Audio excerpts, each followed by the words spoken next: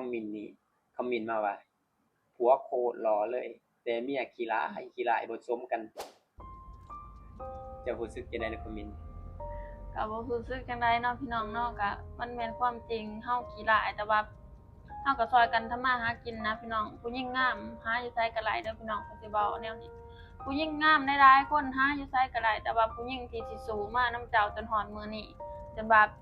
จนฮอดมื้อนี้จนฮอดมื้อที่เจ้าสำเร็จนะมันก็หายากเติบเนาะพี่น้องเนาะอันนี้ข้อยก็สิมาเว้าเรื่องขี้ร้ายนี่ก็มันก็ขี้ร้ายอยู่ดอกพี่น้องแต่ว่าเฮาก็ส่ำนี้พ่อแม่เฮาให้มาอิหยังเขาก็บ่ได้ไปเฮ็ดนะพี่น้องข้อยก็ขี้ร้ายส่ำข้อยนี่แหละส่ำพ่อแม่ข้อยให้มาข้อยก็ว่าหน้าข้อยจบตาข้อยเจืออยู่เนาะแต่ยังดีที่มีแขนมีขาให้ทำมาหากินเนาะพี่น้องคนขี้ร้ายก็มีก็มีเนาะพี่น้องเนาะตามที่ข้อยเว้าหั้นแหละแล้วเจ้ารู้สึกจังได๋ได้เมียขี้ร้ายบัดอันนี้รู้สึกจังได๋ดีใจถึงว่าสิขี้ร้ายมันก็จะช่วยข้อยทำมาหากิน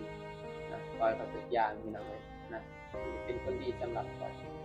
นะหลายๆคนก็เว้าตอกย้ำเนาะว่าเมียโคตรขี้ร้ายเลยเป็นหยังคือเอาเมียขี้ร้ายเมียงามบ่อึดบ่อยากคือบ่เอานี่แหละเด้อมาตอบนี่เด้อ